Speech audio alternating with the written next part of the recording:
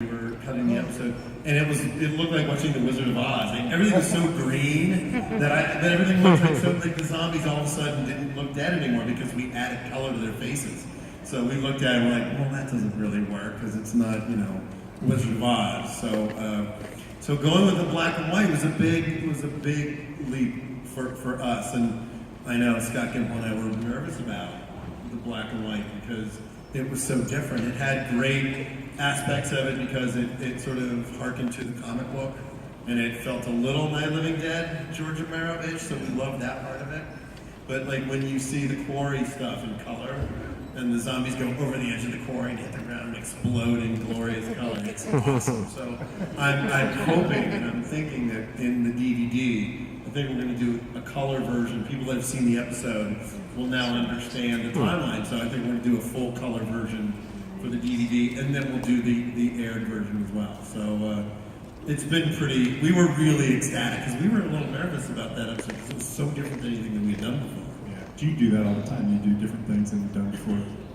We do, and I will again give a lot of credit to Scott. It was funny, we went to breakfast right before we started the season. He said, I think I might want to go for a 90-minute premiere. And he said a couple of years ago somebody said that we have to keep challenging ourselves, and there's no reason to do this job if we don't continue to push the show. And I said, well, who said that? And he went, well, you did. So I basically condemned myself to a season of absolute exhaustion. And my makeup team, I think some of them are probably floating around here someplace.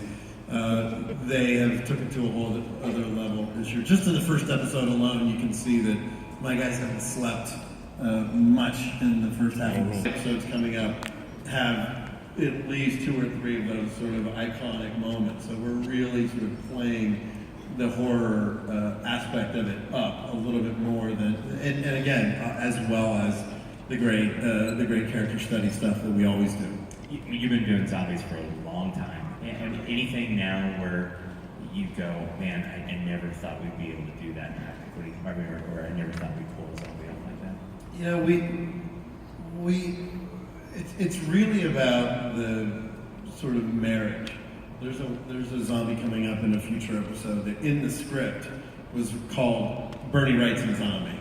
And anybody that knows who Bernie Wrightson is, he's a fantastic illustrator, comic book artist who's been around for decades.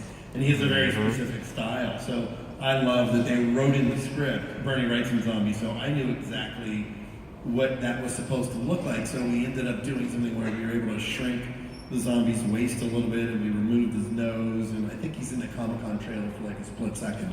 But when we did it, it was like, wow, we're just continuing to sort of open up more avenues for us by not limiting what we're able to do. And it was funny, even having a conversation with Kevin and Gino and Jake and the guys one day. We did a sculpture of like a rib cage because we wanted to be able to see inside some of the walkers' chests. And we had the guys in LA sculpt like deflated lungs and like this liver, all this stuff's underneath there. So you just get a hint of it. So when the skin rips off and you see the lungs, but you see all the anatomy there. We just continue to try to add those little extra layers of realism so that it just feels as authentic as, of course, a walking corpse would. I'm guessing that's how you guys avoid feeling burnout or tired of it by just pushing it all the time. Yeah, we do. We're constantly pushing it, and it's hard. And I give our entire crew a lot of credit because we're 6 years into it, and there's still fatigue hasn't set in. We're still coming up with cool ways to do.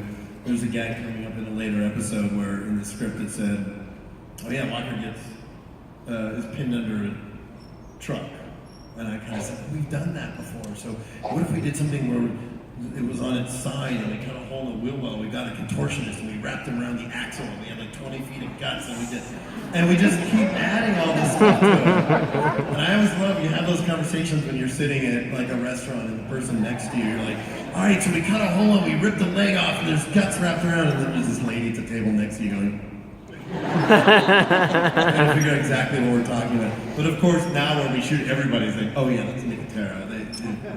That's what they do. That's what they talk about. How was it for you to go back to the beginning and do the fresh zombies in Fear? You know, it was kind of hard for me at first.